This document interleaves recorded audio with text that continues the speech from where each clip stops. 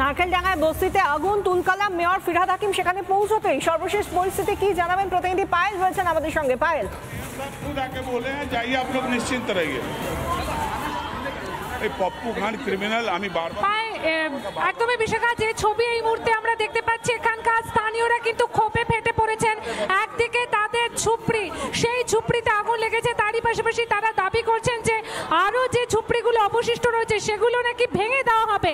সেই কারণেই কিন্তু তারা ক্ষোভে ফেটে পড়েছেন। এই মুহূর্তে কিন্তু আমরা দেখলাম কাউন্সিলর, তাকে ঘিরে ক্ষোভ দেখাচ্ছেন এখানকার স্থানীয়রা। একদম এই মুহূর্তে আমরা দেখছি নারকেলডাঙ্গা পুলিশ স্টেশনে জমায়েত হয়েছেন ঝুপড়ির বাসিন্দারা।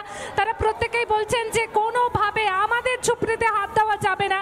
এই মুহূর্তে পরিস্থিতি বেগতিক দেখে আমরা দেখছি কাউন্সিলর, তিনি কিন্তু বলছেন যে না, আপনারা ফিরে যান, আশ্বস্ত করছেন, কিন্তু কোনোভাবেই কাউন্সিলরের কথায় আশ্বস্ত হচ্ছেন না এখানকার ঝুপড়ির বাসিন্দারা। বিশেষ সকাল থেকেই তোমাকে ছবি দেখিয়ে গেছি লাগাতার যে ঝুপড়িগুলোর কি অবস্থা, তারই পাশাপাশি আবার যে ছবি দেখা যাচ্ছে যে সেখানে ঝুপড়িগুলো যেগুলো অবশিষ্ট রয়েছে সেগুলো ভেঙে দেওয়া হবে।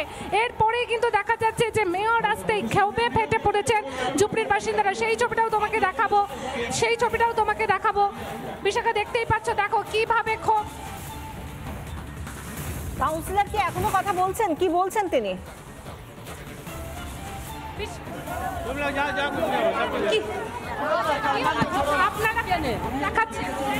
আমরা ঝুপড়ি নিয়ে দেখাচ্ছি, কি বলেছে মানে আমরা যেখানে থাকি আমাদের বলে তোমাদেরই জন্য এটা হয়েছে, তো আমরা কি জেনে বুঝে নিজের ঘরে আগুন লাগাবো? আপনাদের জন্য হচ্ছে আগুন লাগাবে নাকি?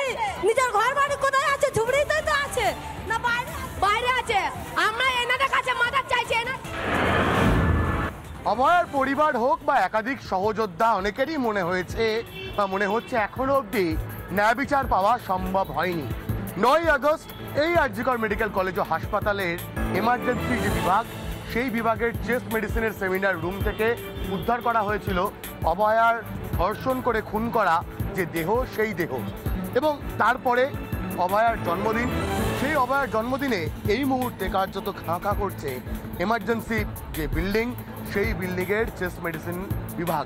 কারণ হয়তো অভয়াকে এভাবে ধর্ষিতা হয়ে খুন না হতে হলে আজকের দিনে হয়তো অভয়া তার জন্মদিনের দিন এই চেস্ট মেডিসিন বিভাগে রুগীদের চিকিৎসা করতেন। একদিকে এমার্জেন্সি বিল্ডিং সেই হামলার ক্ষতচিহ্ন বয়ে বেড়াচ্ছে, অন্যদিকে দাঁড়িয়ে অভয়ার না থাকা আরও অনেকটাই নিঃসঙ্গ করে তুলেছে আরজিকর মেডিকেল কলেজ ও হাসপাতাল।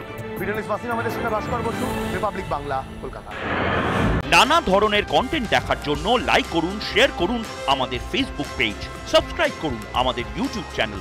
পাশাপাশি অন্যান্য ব্রেকিং নিউজের জন্য অবশ্যই চোখ রাখুন রিপাবলিক বাংলায়।